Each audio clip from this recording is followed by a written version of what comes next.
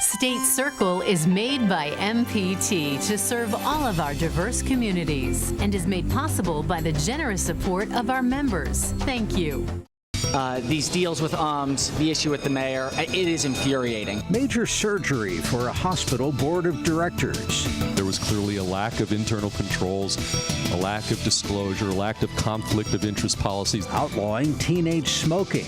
But we want to give folks an opportunity to curb smoking, for young people to understand what they're putting in their bodies. And the Speaker Pro Tem steps up. At times it's overwhelming, and I'm thinking about the whole history of the General Assembly. Connecting Marylanders to their government. This is State Circle. Good evening. The big story around State Circle this week is self-dealing. That is defined as taking advantage of one's position for personal gain. The alleged self-dealing by Baltimore's mayor and other members of the University of Maryland Medical System Board has legislation on the fast track to reconstitute that board and add ethics controls. More from MPT's Charles Robinson. I just look forward to working with them on issues that's important to our state partners, and I look forward to just running the city of Baltimore until the mayor either returns, or if the mayor decides not to come back, then I'm ready to just take hold of the helms and run the city. Baltimore City Council President Jack Young got thrusted into the spotlight this week after Baltimore Mayor Catherine Pugh announced she would take an indefinite leave of absence for health reasons. It comes in the wake of a scandal regarding her self-published children's book. What I know is that the people of Baltimore deserve a responsive, accountable government, and so that's what I'm focused on. These deals with the issue with the mayor, it is infuriating. The entire University of Maryland Medical System Board came under scrutiny in both chambers for some of their business relationships. There was clearly a lack of internal controls, a lack of disclosure, a lack of conflict of interest policies. They had some. What we've attempted through this bill is to strengthen that topic broadly in a number of ways, with new internal audits, new conflict of interest policies, prohibiting sole source contracts. And a lot of this stuff was not under their current or existing at the time procedures. The whole goal of this to avoid, people using their position of power to personally benefit, to financially benefit. And so we're doing our best to react to just the shameful things that we've seen come to light recently, and to ensure that the good work that the University of Maryland Medical System does is you support it. But it didn't stop in the chambers. It went all the way up to the Board of Public Works. Governor, your call for the state prosecutor to be involved in the situation in Baltimore is spot on. Unfortunately, we're going to, I think, have to rely upon the state prosecutor to get the facts as to what is going on up there. While the legislative process winds its way through the final days, this case is far from over. In Baltimore, I'm Charles Robinson for State Circle. Relief could be on the way for drivers on a main highway between Baltimore and D.C. The National Park Service, which owns the BaltimoreWashington Parkway, has begun fixing potholes on a stretch where the previous solution was lowering the speed limit. The Park Service accelerated repairs under pressure from the governor and members of Congress. The governor's call for the feds to turn over control of the road to the state has met with resistance from some who are opposed to his plan to add toll lanes. Is it government overreach or a big step towards improving health and maybe saving lives? Both houses of the General Assembly have approved a bill to raise the age for buying tobacco to 21. Nancy Amata has that story. Well, this is a big win. We worked extremely hard to get this bill passed. Delegate Darrell Barnes says he's ecstatic that Maryland will join a handful of states that have banned anyone under the age of 21 from buying cigarettes and other tobacco products. And we've always said that, listen, we're not trying to tell folks what to do, but we want to give folks an opportunity to curb smoking. for young people to understand what they're putting in their bodies. Delegate Barnes is the chair of the Legislative Black Caucus. He says raising the minimum smoking age to purchase not just cigarettes, but also cigars, smokeless tobacco, e-cigarettes, and vaping devices was a priority this session. After all, 92,000 people died prematurely because of tobacco smoke and tobacco-related products. Disturbing statistics that have led the American Cancer Society to support this bill, along with this mom who had this reaction on the streets of Annapolis. I think kids don't think about the consequences when they're older, and if you start too early, you're on it for life. The bill passed with one amendment allowing any military member who's 18 years or older to be able to purchase tobacco products as long as they can show military ID. It speaks generally to the idea that we've got people willing to serve at age 18 in our military and give their lives. They can make these decisions. They can surely make a decision as to whether or not to consume a legal product. Delegate Christopher Adams is among the lawmakers who do not support raising the age to buy cigarettes, even if there's agreement that smoking should be discouraged. People should not smoke. Smoking's a bad habit, but I don't think we need to change the law. I think continuing education is the way to get people to smoke less. I just think it's an overreach by the government. On the street, others question. I remember when I was 21, I don't know what makes it a magical age that all of a sudden you're mature and, you're wise enough to make all these decisions. I don't know what the difference is between that and 18. No matter what the age limit. I always think if people want to smoke, they're going to get it from somebody. Just like, getting your older brother or somebody to buy alcohol when you're in high school. Opinions are mixed as to whether legislation or education will have the greatest impact on public health. I'm Nancy Yamada for State Circle. Drastic cuts in Chesapeake Bay funding in President Trump's new budget have drawn a bipartisan response from local leaders. Governor Hogan, along with the mayor of Washington and the governors of Virginia, Pennsylvania, and Delaware, have jointly written to Congress urging that the money be restored or even increased. A similar proposed cut last year was ultimately reversed by Congress. Money for the Kirwan Commission's plan to improve schools is included in legislation that is nearing passage. The bill would expand preschool raises for teachers, and it includes an accountability provision sought by the governor. This is really just phase one of what will be a multi-year campaign to execute on recommendations that have been several years in the making. But this year, I think two of the main things this bill does is provide funding to raise teacher pay across the state and also to improve career and technical education opportunities, particularly for non-college bound students. The $725 million bill is only a down payment on the total annual price tag, around $4 billion. With House Speaker Michael Bush sidelined with pneumonia, his understudy has been running the House of Delegates the last 2 weeks. The position of Speaker Pro Tem, normally mostly ceremonial, but this year it has taken on great importance. So ordered. Delegate Adrian Jones has been in the legislature since 1997. The Baltimore County Democrat has previously led several subcommittees and has long been the Speaker Pro Tem, serving under her ally, House Speaker Michael Bush.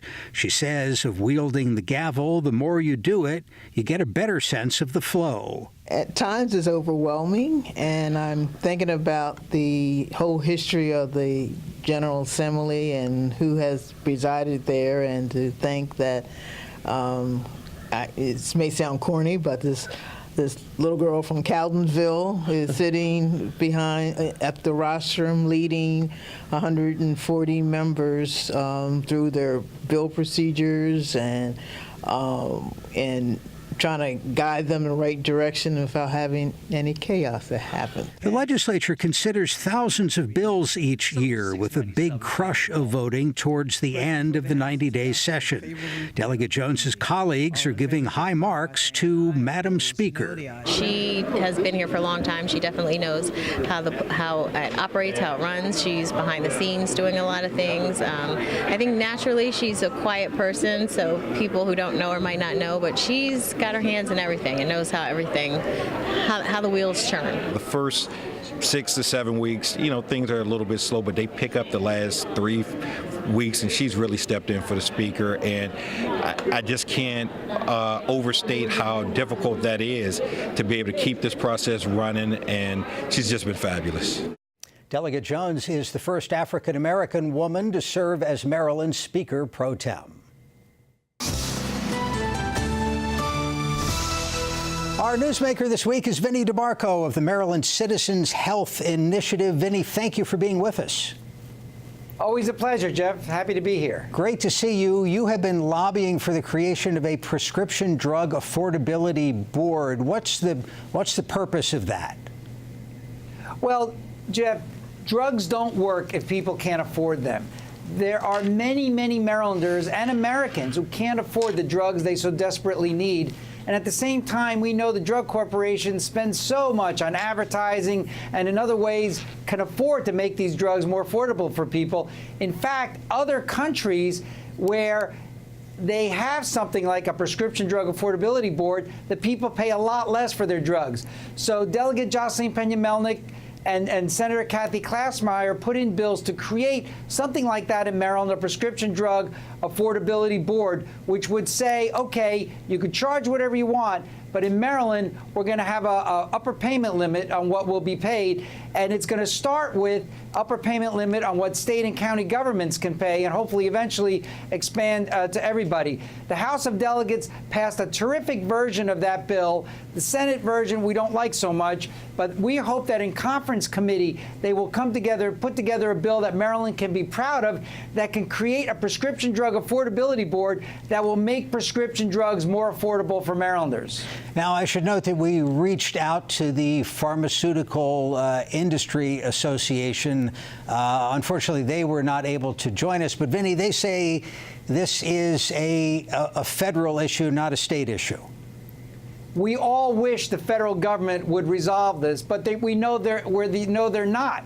But even President Trump has proposed things which are close to what we're talking about, which would say, okay, you can't price gouge us all the time.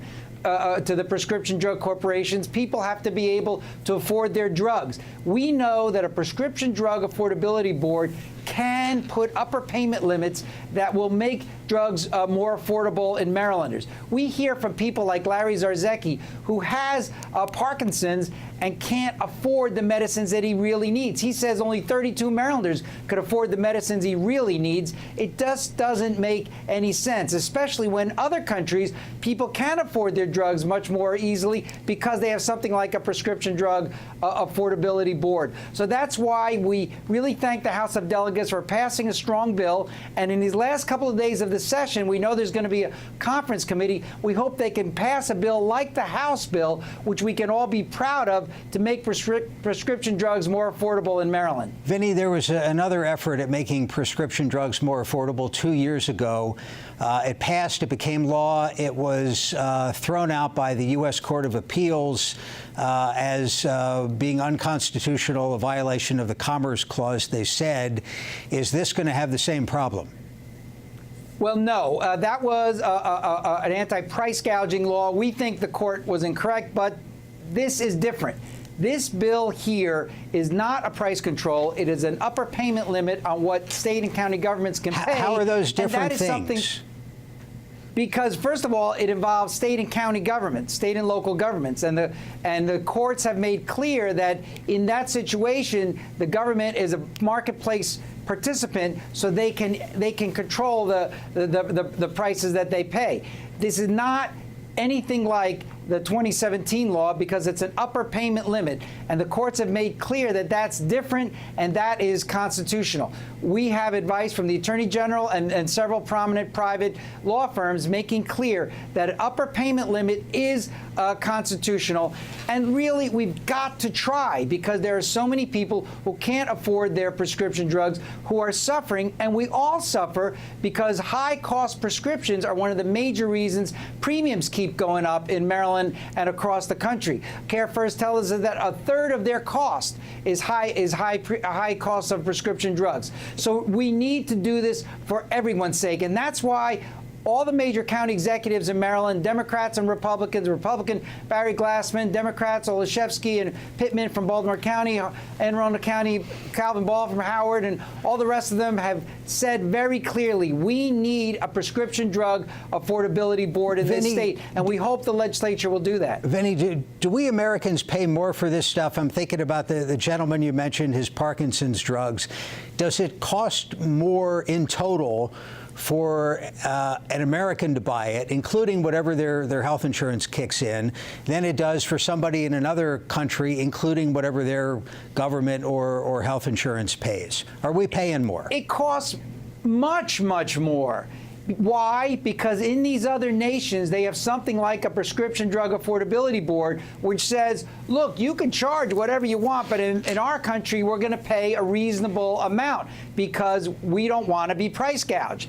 And the problem is only in America do we not say that, and that's why we get price gouged. And we know they spend lots and lots of money on advertising. We all see their ads all the time, and the fact of the matter is only 2 countries, the United States and New Zealand, even allow advertising by drug corporations. If they did a little less of that advertising, they could make these drugs a lot more affordable for people like Larry Zarzecki who desperately need them. We need a prescription drug affordability board because drugs don't work if people can't afford them. Vinny, we just have a minute here, but I want to talk about what you're working on with the Affordable Care Act and both putting some of that into state law, a ban on insurance companies denying people because of pre-existing conditions, which of course is the federal law at the moment, but also the enforcement mechanism.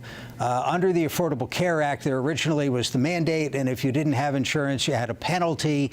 You were looking at doing something in state law with turning the penalty into sort of a down payment for people to start getting coverage.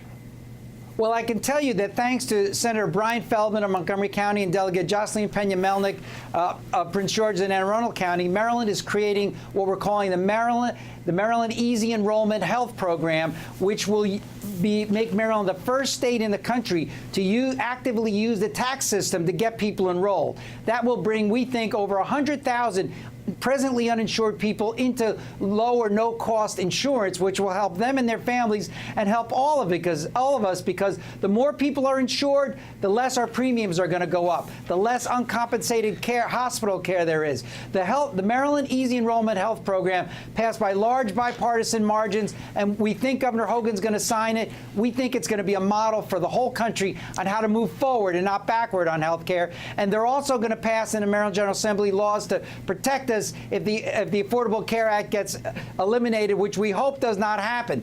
We hope that the Supreme Court will once again, for the 3rd time, affirm the Affordable Care Act. But we in Maryland are doing everything we can to protect our health care in our state. Vinny DeMarco of the Maryland Citizens Health Initiative. Sir, thank you for your time. Thank you. Always a pleasure. And we're back with the Political Roundtable right after this. Growing up in the 80s, we used to play hide and go seek, hopscotch. All of a sudden, those streets I used to play in were flooded with violence and drugs. I looked out my window where my neighbor had been shot, and I really didn't see myself making it to 21. I retreated to my living room to find safety. PBS became a window into a broader world. If I ran home, I got to watch Bob Ross. It would just soothe me. Art is an extremely important part of my life today. I'm one of the founding members of Artists for Humanity. I do my best to keep kids out of gangs, to make sure that there is a clear path towards success. I found that path through PBS. Growing up, sometimes I felt despair, but when you can turn on the television and see a beautiful world, it gives you hope that you can make it to that world.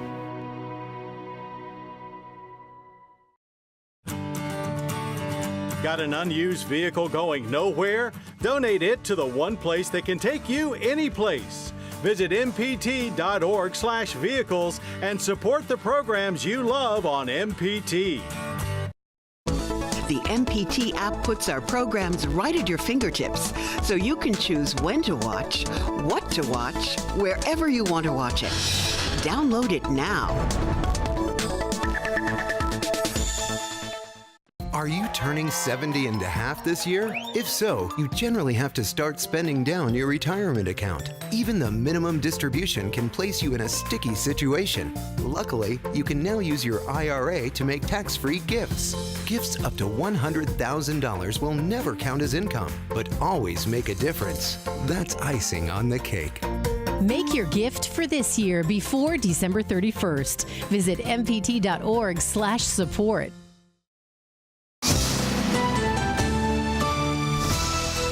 Back to the State House for the political roundtable. Aaron Cox of the Washington Post joins us. Aaron, thank you for your time. There's another veto override fight today. This one about oysters. Right. I'm so happy to be here. Thanks for letting me come one of the last ones of session. So, yeah, today we had our fourth veto override of the session, which is pretty high. It's the fourth in the last just week alone. This time, the governor rejected a bill by the Democratic-dominated General Assembly that would have permanently protected 5 tributaries of the Chesapeake Bay. These are areas where large oyster restoration projects are underway, and it come at a time when the oyster population is just 1% of historic highs. But Larry Hogan vetoed it, arguing that it was hurtful to the watermen, that there wasn't a collaborative process, that they didn't take him up on his offer to come up with a compromise that would be both good for the environment and good for the watermen whose livelihood depends on harvesting these oysters. So late last night, right before the bill was set to go into law, Larry Hogan issued his fourth veto. The General Assembly swiftly took action to overturn him. The sanctuary bill was a top priority of House Speaker Michael Bush, and even though he's not here in the chambers, the body acted on his behalf and decisively overrode it here in the House of Delegates behind me just hours ago. The Maryland Senate is expected to take up the measure on Monday when they come back in and protect those oyster sanctuaries indefinitely. Aaron, I wanted to ask about a story you wrote a day or two ago, and this is sort of a complicated issue about the statute of limitations, or the amount of time that people who were victims of child sexual abuse have to sue. This was sponsored by a member of the House of Delegates who was himself, as a child, an abuse victim, and it went through the House and did not get through the Senate. What's the story? Right, so a lot of victims of sex abuse when they were children don't really come to terms with the abuse until their middle age. And as a consequence of that, by the time they're ready to kind of either acknowledge the abuse or kind of confront their attackers, or perhaps the institutions that harbored them, the statute of limitations has lapsed. Until recently in Maryland, you had to file very shortly after becoming an adult if you were a victim of child sex abuse. 2 years ago, they increased that to the age of 38. So anybody who brought a lawsuit against an institution that might have harbored a perpetrator, a school, a public school, private school, the Catholic Church, any place where abuse might have occurred, these victims would now be allowed to bring a lawsuit. What the bill that failed here would do would create a permanent look-back window. So anybody for 2 years. So anybody who had been a victim at any point in their life, whether the statute of limitation had previously lapsed, people who were perhaps abused as children in the 60s, 70s, and 80s, would be able to bring lawsuits against these institutions seeking records, monetary damage. And it's the sort of issue that amid the global clergy sex abuse scandal has become even more important and more poignant for folks. So that bill overwhelmingly passed the House of Delegates. It was sponsored by the delegate you mentioned, who himself was a victim of child sex abuse. But over in the Senate, it narrowly died in committee. And part of the reason it died was because of a provision that had been lobbied for by the Catholic Church that effectively forbids the state from ever letting anyone over 38 sue an institution claiming damages for child sex abuse that were inflicted by someone who was employed by that institution.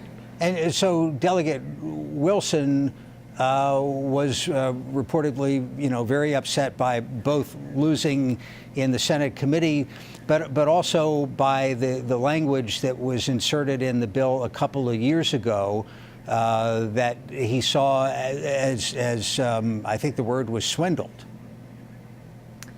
Right. So it was a very complicated piece of law. It's called the statute of repose. It's often used in product liability law. I won't go into trying to explain it simply because it's quite difficult to explain.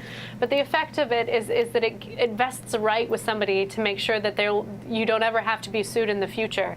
And C.T. Wilson, and a lot of the other advocates for extending the statute of limitations didn't realize that this is what that language meant when they put it in the bill. They understood that the church didn't want to repeatedly come back again and again and have this debate reopened, but they didn't realize that they were agreeing to something that in effect prevented them from ever bringing justice to people who were abused in the 60s or 70s or 80s.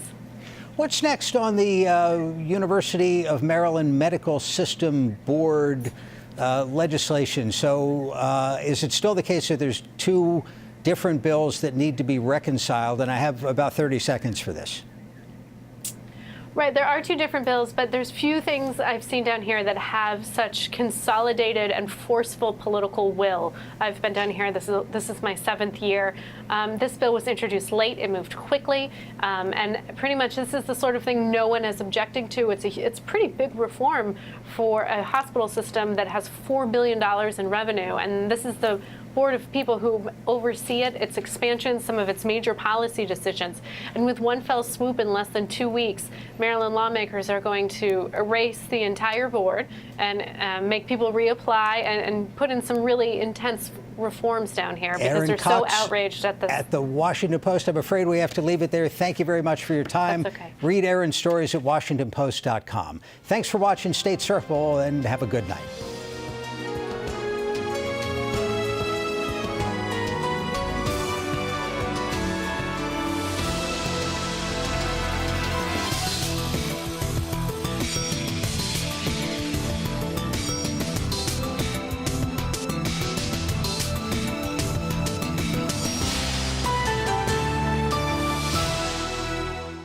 This program was made by MPT to serve all of our diverse communities.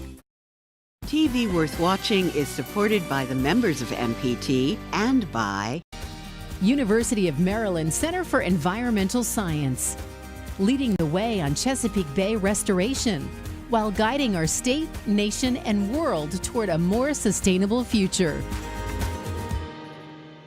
Founded in the heart of Maryland, 1631 Digital works with lobbyists and advocacy groups to